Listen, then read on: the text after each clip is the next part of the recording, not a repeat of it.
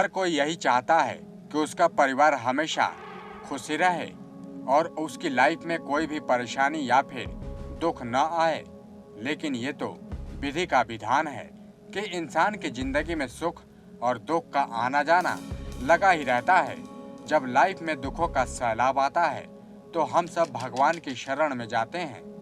उसके अलावा अगर हम कोई मनोकामना पूरा करना चाहते हैं तो भी हम भगवान की उसके लिए मनाते हैं। ऐसे में आज हम आपको एक ऐसा उपाय बताने जा रहे हैं जिसे अगर आपने कर लिया तो आपके ऊपर कभी कोई दुख या फिर परेशानी नहीं मंडराएगी।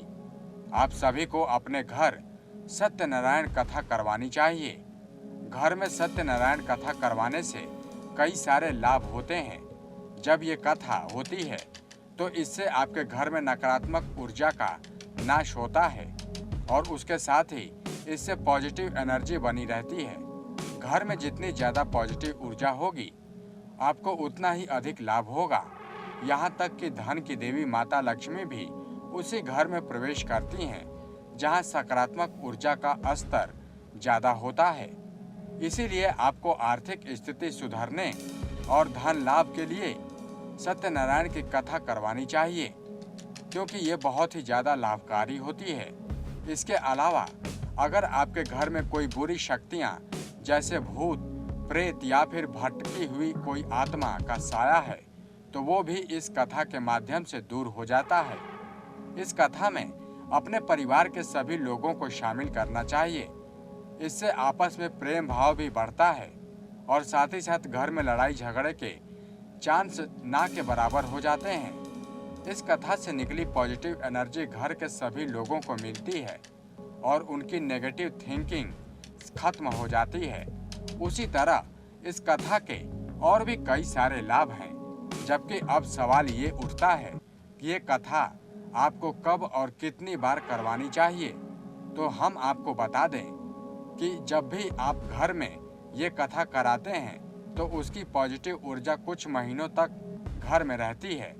इसलिए घर में सुख, शांति और समृद्धि को बनाए रखने के लिए ये जरूरी है कि आप साल में कम से कम 3 बार सत्यनारायण कथा जरूर करवाएं। आप चाहें तो इससे अधिक बार भी कर सकते हैं, इसमें कोई नुकसान नहीं होगा। लेकिन कम से कम एक साल में 3 बार यानी हर चौथे महीने इस कथा को कराते रहना चाहिए। इससे घर में सकारात्मक ऊर्जा का लेवल बरकरार रहता है और दुख हमारा कुछ भी नहीं बिगाड़ पाता है। यहाँ एक बात और ध्यान रखने वाली ये है कि इस कथा को करते समय वहाँ बैठे मेहमानों को चाय नाश्ता जरूर कराएं। इससे आपसी मेलजोल बढ़ता है और अच्छी ऊर्जा निकलती है। तो अगर आपको ये जानकारी पसंद आई हो तो इसे दूसरों के साथ शेयर जरूर करें और आपके एक शेयर से बहुत से लोग इसका लाभ उठा सकेंगे। और साथ ही साथ इस तरह से खबरों से रूबरू होने के लिए हमारे साथ जुड़े रहें और बेल आइकन का बटन दबाना बिल्कुल भी ना भूलें। नेक्स्ट 9 स्पिरिचुअल से विनीत राय की रिपोर्ट।